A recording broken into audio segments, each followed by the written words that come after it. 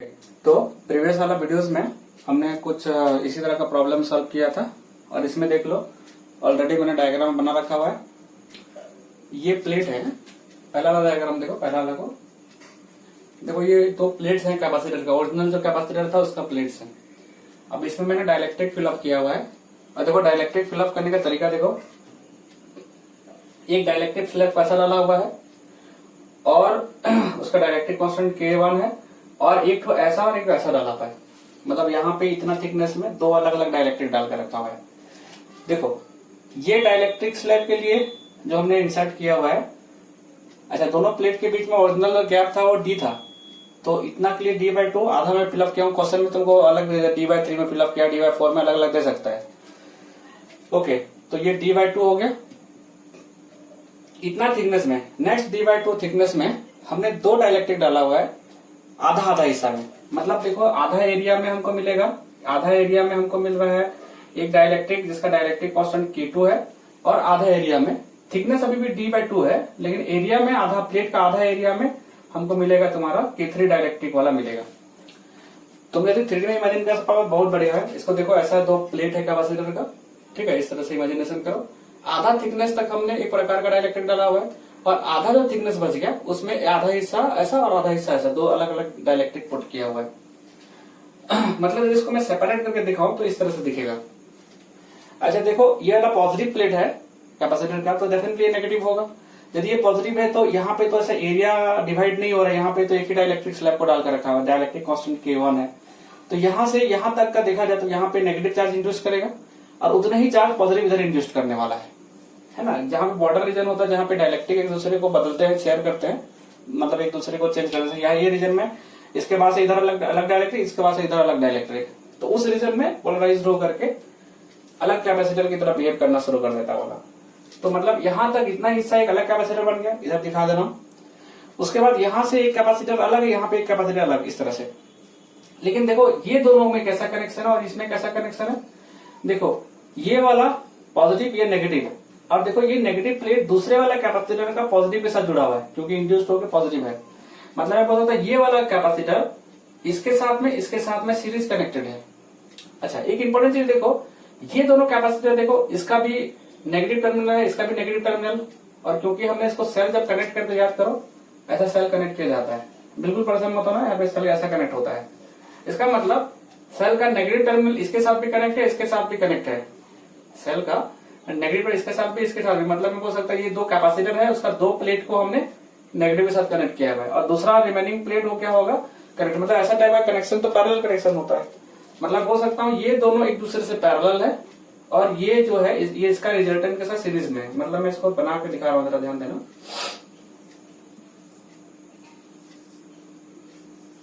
इसको देखो,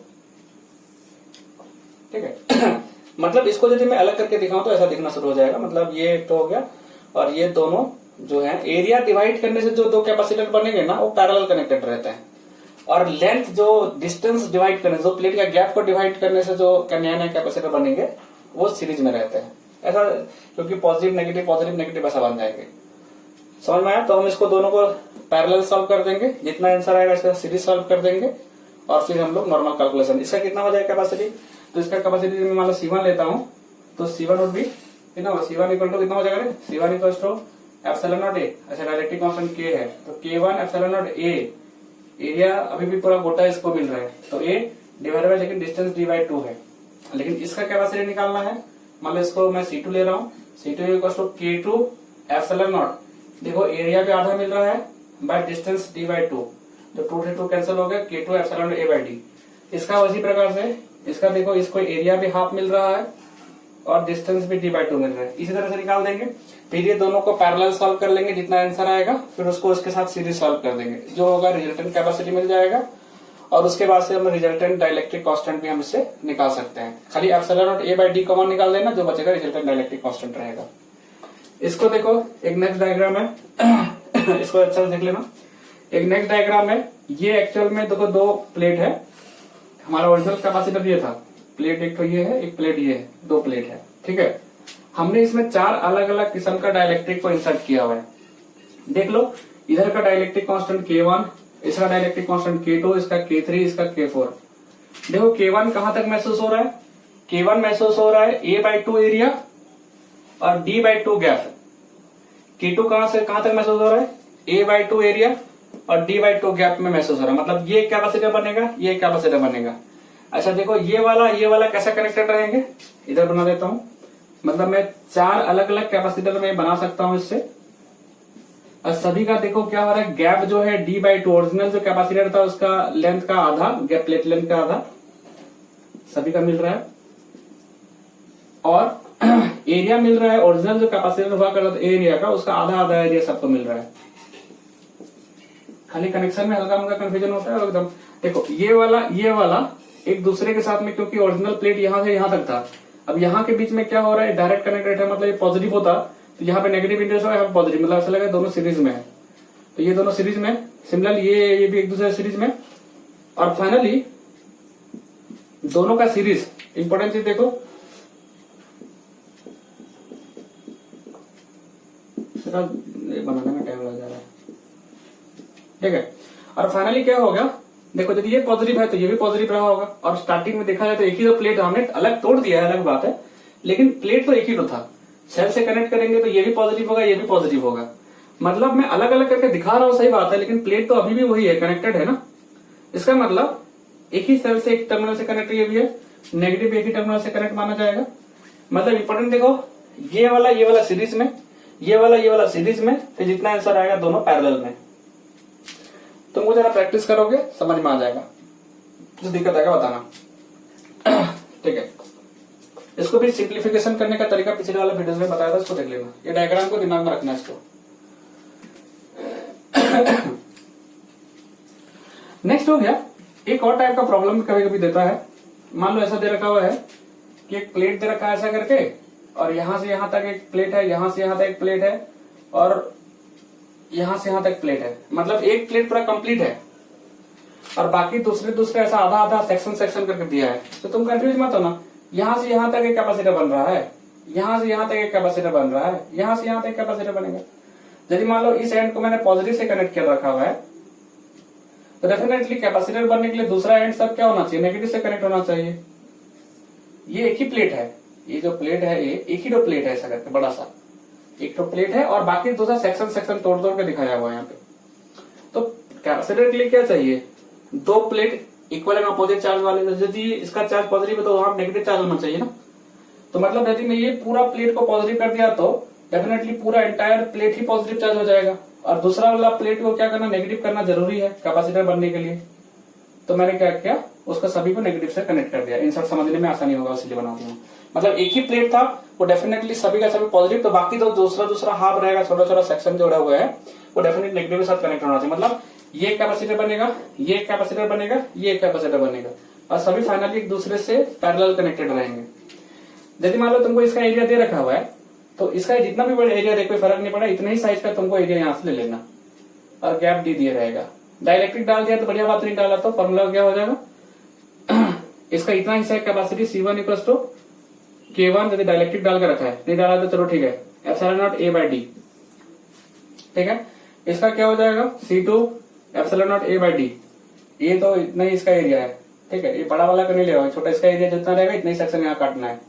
इसका भी कितना हो गया, C3 equal to epsilon not A/D, ये सेक्शन का 3 कैपेसिटर बन रहा है। यहाँ पे ये सब बेकार है, क्योंकि यहाँ पे प्लेट होना चाहिए था, प्लेट होगा तब तक कैपेसिटर बनता नहीं है। तो ये कैपेसिटर, ये कैपेसिटर, ये कैपेसिटर। अब कनेक्शन देखो, अरे एक ही गोटा यदि एक प्लेट है, समझो जरा सा, तो यदि मैं इसको सेल के साथ कनेक्ट कर, पूरा एंटायर प्लेट तो पॉजिटिव हो जाएगा। तो बाकी दो सेक्शन, जो छोटा छोटा सेक्शन जोड़ा होगा उसको नेगेटिव होना जरूरी है, क्योंकि कैपेसिटर बनना चाहिए। मतलब सभी को एक ही नेगेटिव टर्मिनल से कनेक्ट हो रहा है। मतलब इन शॉर्ट देखो, ये पूरा जितना भी कैपेसिटर बनेगा उसका पॉजिटिव प्लेट एक साइड में, नेगेटिव प्लेट दूसरा साइड में, मतलब they are all are connected in parallel to each other. That's why resultant capacity is equal to C1 plus C2 plus C3, और उसके बाद सॉल्व कर देना, जो आएगा रिजल्टेंट आ जाएगा। ये डायरेक्ट्रिक भी डाल दिया मान के चलो अलग अलग टाइप का, तो इसका कैपेसिटी K टाइम हो जाएगा K1, इसका K2, इसका K3। रिजल्टेंट निकालने के लिए एप्सिलॉन नॉट A/D सबसे कॉमन निकल जाएगा, K1 plus K2 plus K3। Solve भी कर सकते हो इससे, ऐसा टाइप का भी प्रॉब्लम तुमको मिल सकता है। तो ये हो गया डाइलेक्ट्रिक। यदि हम पैरेलल प्लेट कैपेसिटर में अलग अलग तरीके से डाइलेक्ट्रिक को फिट करेंगे तो वो अलग अलग बिहेवियर दिखाएगा। और अलग अलग कैपेसिटर की तरह बिहेव करना शुरू करेगा डाइलेक्ट्रिक के कारण। फिर हमको उसको कैसा देखा जाता है पैरेलल सीरीज, उसको बताया था। एक क्वेश्चन खाली है, मान लो ऐसा दे दिया, ऐसा अलग अलग डाइलेक्ट्रिक डाल दिया तो हम समझ में आ जा रहा है, लेकिन एक इरेगुलर पैटर्न है, जैसे मान लो इस तरह से दे रखा हुआ है, डाइलेक्ट्रिक को ऐसा फिलअप किया हो, मतलब यहां से डाइलेक्ट्रिक अलग टाइप का है और यहाँ पे डाइलेक्ट्रिक अलग टाइप का है, और ये दो प्लेट है, प्लेट ए है और ये भी प्लेट ए है, और थिकनेस यहाँ पे डी है। देखो यहाँ पे यूनिफॉर्म थिकनेस नहीं है, मतलब यहाँ से धीरे धीरे करके इसका डाइलेक्ट्रिक कांस्टेंट मान लो K1 है, इसका डाइलेक्ट्रिक कांस्टेंट K2 है, तो ऐसा टाइप का प्रॉब्लम जरा सा एडवांस लेवल में आता है। तो बाकी सब मैंने ये जो बताया है एग्जाम में, बोर्ड एग्जाम में कोई इसका वैल्यूज नहीं है, बट उसको समझ लेना कि प्रॉब्लम में भी आता है, मतलब अच्छा कॉम्पिटिशन में सवाल पूछता है कि रिजल्टेंट डाइलेक्ट्रिक कांस्टेंट कितना रहेगा। ये सवाल भी उसी तरीके का है, तो इसमें कंफ्यूजन मत होना, इंटीग्रेशन से इसको किया जाएगा, तो इसका हालांकि भी कोई रिक्वायरमेंट नहीं है। मतलब तुमको रेगुलर, मतलब ऐसा डाइलेक्ट्रिक पुट कर रहे, ऐसा डाइलेक्ट्रिक हिसाब से मतलब उसमें फिलअप किया जा रहेगा जिसमें एरिया आधा हो जा रहा होगा, या एरिया 1/4 हो जा रहा होगा, या एरिया 1/3 हो जा रहा होगा, ऐसा करके, या लेंथ आधा हो जा रहा, मतलब जो गैप है प्लेट के बीच में उसका 1/2 हो जाएगा, 1/3 हो जाएगा, ऐसा टाइप का प्रॉब्लम देगा जो कि आसानी से सॉल्व हो जाएगा। याद रखना, एरिया जब भी आधा हो रहा होगा अलग अलग डाइलेक्ट्रिक के कारण, मतलब वो पैरेलल कनेक्शन रहेंगे। गैप डिस्टेंस जो प्लेट के बीच में यदि आधा हो रहा है डाइलेक्ट्रिक कारण, तो वो डाइलेक्ट्रिक सब क्या होने वाले हैं, सीरीज में कनेक्टेड होने वाले हैं। तो जरा सा इसको ध्यान देना। और ये हो गया तुम्हारा डाइलेक्ट्रिक्स से रिलेटेड सारा डिफरेंट टाइप का प्रॉब्लम। तो उसमें से 64 नंबर एग्जाम्पल था। तो वैसे प्लेट्स तुमको प्लेट दे रखा है, बाकी छोटे छोटे प्लेट दे रखे होंगे, तो तुम उसको इसी तरह से डील करके निकाल लेना, ठीक है।